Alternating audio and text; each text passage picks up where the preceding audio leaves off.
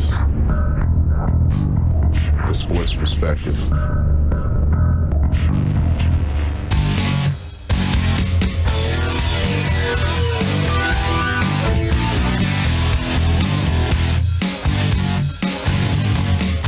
Broadcasting live on Facebook, made available through NBS Central. Welcome to Larson Live.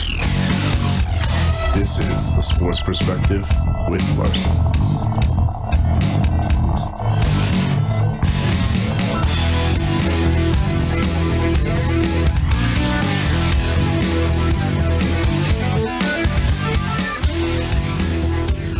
Glad to be here.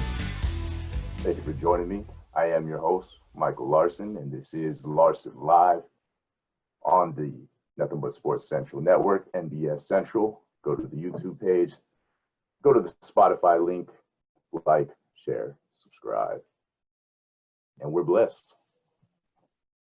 Joining me today is Professor Sheldon Jacobson. He is at Illinois. Yesterday, I spoke about his studies that he brought to the attention of the world through CBS Sports, and he has joined me today in an exclusive interview. Professor, cut on your mic, cut on your video, and we can get started, sir. How's it going? I'm doing great. Nice to be with you. Yes, sir. Thank you for joining me. Thank you for taking your time out of your day for this. I know my viewers will appreciate it, and I definitely appreciate it. Happy to be here. Yes, sir. So, Director in Computer Science, Electrical and Computer Engineering, Industrial Enterprise Systems Engineering, Mathematics, Statistics, and also Carle, Illinois College of Medicine. You have several degrees, it seems. Statistics, a little bit of medicine. You grew up in Canada. Where did you go to school after you left Canada? After I left Canada, I'd gone and studied in Canada at McGill University, where I studied mathematics, and then I left and went to Cornell University, where I did my PhD. Cornell, we all know, is one of the most established colleges in the world. What a feat to be able to get there and get your degree there. Your major and minors, what do you have those in? I had done my major in operations research and a minor in computer science. Operations research is the mathematical modeling of decision making. So it enables you to make decisions in very complex and complicated systems. So this was my training. Excellent. After you finished your schooling, where did you go? Have you been at Illinois ever since your schooling? No, I spent a few years in the Cleveland area at Case Western Reserve University in the Weatherhead School of Management. And then I moved to Virginia Tech for 6 years, where I was on the faculty of the Industrial and Enterprise Systems, the Industrial and Systems Engineering Department. And then I moved to Illinois in 1999. I've been here for 21 years now, and I'm in the Computer Science Department. I assume that you like it the best in Illinois. That's why you've been there for the last 20 years, huh? Yeah, it's a great school, and I've been able to do a lot of great things here. Absolutely. So you've been around the country for sure, experienced different kind of weathers. That's very cool. So let's get to some of your past accomplishments. You created Bracket Odds, a website that allows us to do what exactly? Well, we created Bracket Odds as a STEM learning lab. STEM is science, technology, engineering, and management. And what we tried to do is bring together students to work on practical problems using advanced analytics, computing, and the like. Bracketology is a very popular problem, an area that we pursue every March with March Madness. And the Bracket Odds website, which is available at the University of Illinois, it enables people, be it people who know nothing about college basketball to experts and pundits, to visit it and look at the analytics of March Madness. And we showcase a number of research problems we've worked on. We have some generators where you can generate brackets both for the men's and the women's tournament, and also look at the data analytics associated with the tournament, which people are always kind of curious when they're putting together their bracket, what will work best? And we answer a lot of those questions for people. Those analytics seem to present better brackets. Is that correct? Absolutely, absolutely. And we publish some papers to demonstrate that fact. So we get a lot of people who use this site to just build brackets or to get insights building their own brackets. We get around 150,000 visitors every year, most of them in like a 4-day period after. Of course. So we're a very well followed and heavily used website. This year, without the tournament being held because of COVID-19, unfortunately, we didn't have as much use. But leading up to it, we were still getting several thousand people who visit us. Yeah, the website traffic obviously has to be going crazy around that March, April area. I am very surprised. I haven't heard of it before. I've been doing this for a few years, and I know that using this website would have been able to help out my brackets from recent years.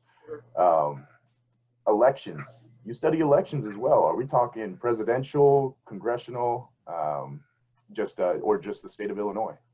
No, we do the national elections, both the presidential election and the Senate election. We've been doing that since 2008, and basically provide forecasts for who's going to win the election based on advanced analytics, using polling data and information. We've had a lot of fun, once again, bringing students together to apply their very, book knowledge to a very practical problem. Plus, it gets a lot of coverage as well, at least every 4 years, as we're heading up to election day coming up in just under 100 days now. So I'm sure you've been pretty busy with that as well, you and your students. Absolutely. How do you guys do your polls? You do them website, phone call? You got people sitting in cubicles like the old days? We actually use other pollsters. We are able to collect the information off a website called Real Clear Politics. So they do the heavy lifting for us. We just use the data and then crunch the numbers using some analytical techniques that we've developed. So people go to, you said realclearpolitics.com, they'll be able to help out. Yeah, and we just take the data directly from them, but then we run it through our own algorithms and come up with forecasts based on who we think are going to win each of the states, as well as in each of the Senate races, and then put it together as a forecast of who's going to win the White House and control of the Senate. Very good. How can people access the data that you guys come up with? Do you guys post it on your site, on a certain website? Yeah, it's called electionanalytics.cs for computer science.illinois.edu, and it's available freely available. We don't have a lot of political discussion or any. It's just facts. It's just the facts. Just put down the numbers, give you the basics, and people send us a tremendous amount of feedback saying they don't want the political discussion. They just want to know what the numbers mean, and we give it to them.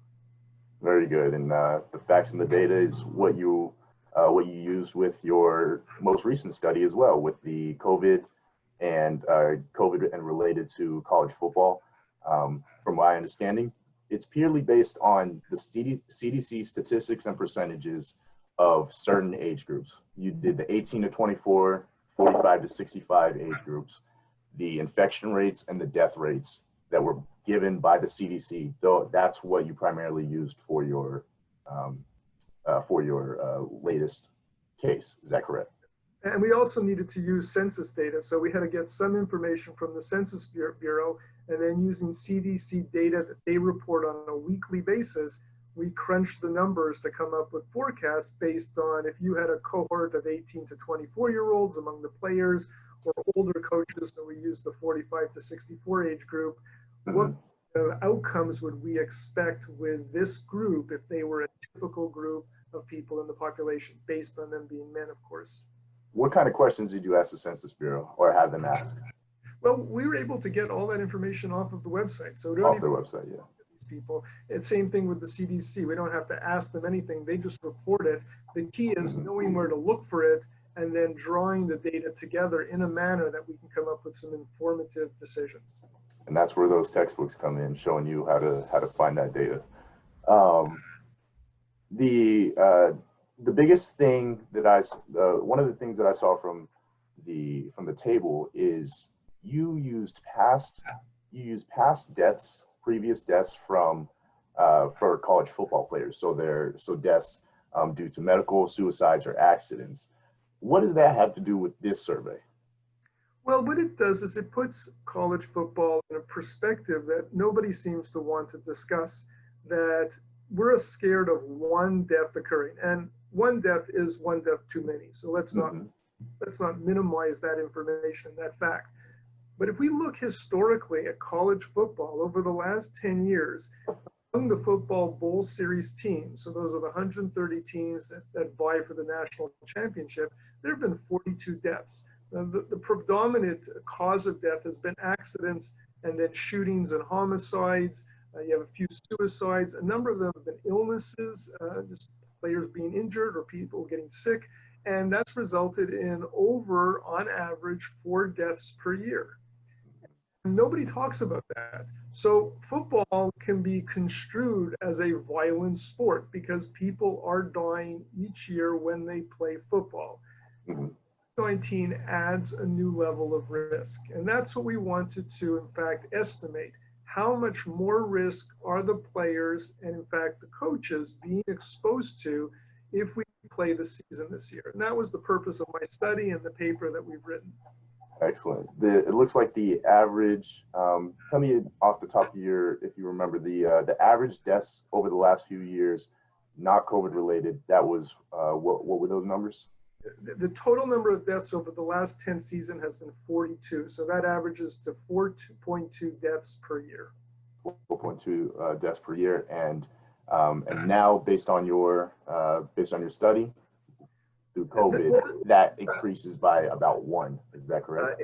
It actually depends on how diligent the players and the teams are to keep the infection rate down, because it's not simply a number like 1 or 2. It means that if teams are very, very prudent and take great care to create bubbles to make sure that the players stay infection free, we may have across all of these 130 teams, all of these 13,000 players, an infection rate as low as 5%. If that's the case, then we won't see any deaths most likely. The death is very, very small. But if players in some sense are more lax and they do not follow the protocols to minimize infections, and we get to 20 or 25%, then we start to see a high likelihood of a death among the players.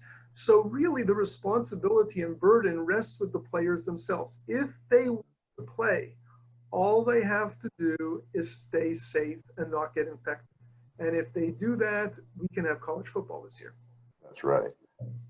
If you wanted to measure that, that willingness, would you be able to do that based on polls? Would you be able to do polls that measured the willingness of players to only stick to football activities? I mean, some of the questions that I thought of were their willingness to wear masks and where they wear them, asking questions such as their willingness to do online schooling and only come to the campus for football activities. Could you, or their willingness to not go anywhere except to hotels, bus planes, the stadiums, and the practice fields? Would you be able to measure that? Well, it'd be very difficult to measure it. However, we don't really need to measure it because ultimately what happens is the players are either going to do it or not do it. So start with a fresh slate in many ways. When we looked at June, when many of the athletes were coming back to campus, we saw at Clemson, at Kansas State, at LSU, a surge. When I did my original analysis, I thought every school is going to have this problem. We were seeing infection rates as high as 30% at some of these schools. But what happened is they resolved, the cases were taken care of, and they did not spread. And now we're seeing teams like the University of Texas had no active cases very recently, Oklahoma, no active cases. And we're starting to see that the players are buying in. And the players are really very motivated to buy into the protocols, to the hand washing, the masks, to the social distancing, because if they don't, the virus will penalize them significantly and tremendously. And it will mean that A, they may not be able to play themselves, but if enough players on a team get infected, the team will have to forfeit all their games, and they're in school because they want to play football. So they're highly motivated to follow the guidelines. And now what we're seeing in the last month is that the team players have bought in for the most part because you're not seeing infections. They want to play football. So we don't need to even take any polls. We just have to observe the results. The virus is highly, highly contagious in the right environment, and it will penalize any lapses of judgment. The players are going to have to use extremely good judgment, follow the directions of the coaches, and the public health officials. And if they do that, we can have a very successful college football season. I compared college football to the two other outside sports that have begun since COVID: soccer in Europe, and then MLB, which is struggling right now. The baseball players don't seem to be doing what the college football players are doing.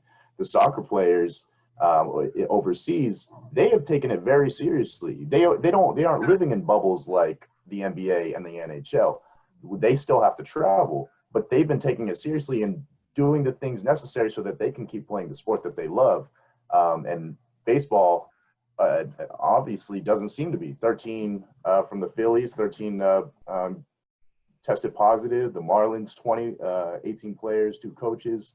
And there was another team, I think the Nationals and there was another team, Phillies, Cardinals, and Marlins. Those were the 3 biggest culprits. So, which is saying, I mean, the baseball players, wow, they're the ones that are not taking it as seriously. But if the college football players follow the guidelines that the NCAA has given them, they'll end up just like the soccer players and keep the low rate. It's a personal choice with community-wide implications. And everybody makes that choice and realizes that they can't just hang out with people without a mask on. They can't do what they want to do. They're going to have to make some personal sacrifices for the greater good. If they're willing to take those steps, then we can have a very successful season for every college sport, for every professional sport. It's really a personal choice. Do you feel that the NCAA should implement a rule?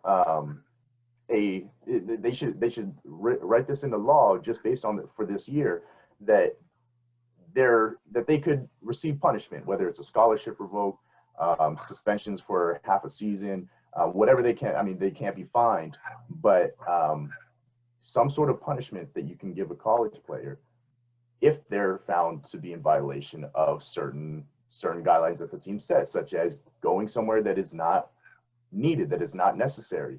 Do you think that's immoral in order to keep the season going?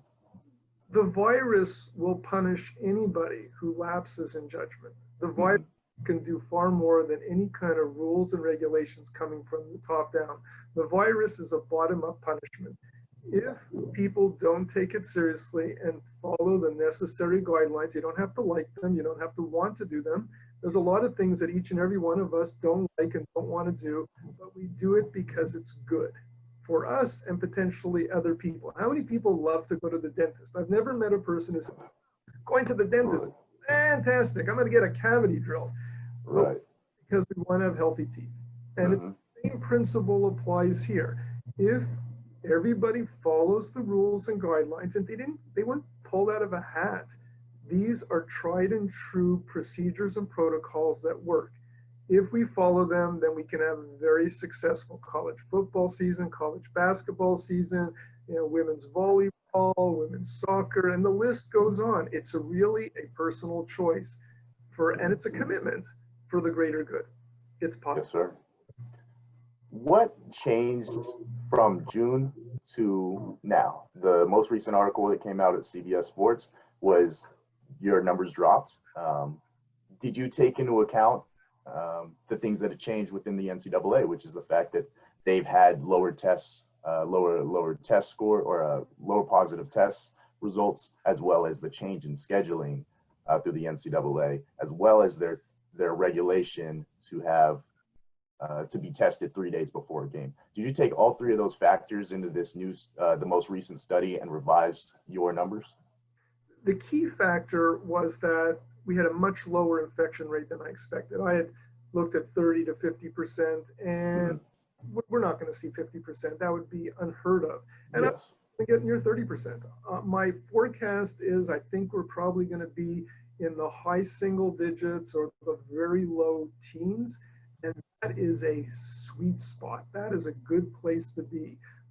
I also looked at some new data that I was able to get, crunch that data much more efficiently and effectively, and was able to parse out some of the risk associated with just being an 18 to 24-year-old to having COVID-19. And that's what I'm able to come up with what I think is a finer forecast. Now, does that mean it's the absolute, truth? And the answer is no. There's an old saying that all models are wrong, but some are useful. And in this particular case, I think we're in the useful point, that we have a model that is useful to give us some information. Doesn't mean that it will be exactly correct to 5 decimal places, and the answer is definitely not. I don't think any model exists.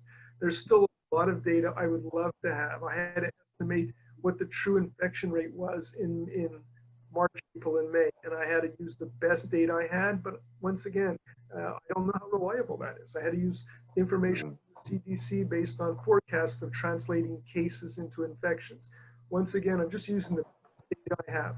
Yeah, that's what I was looking at too, was there's so much other data that could be used, so many other factors.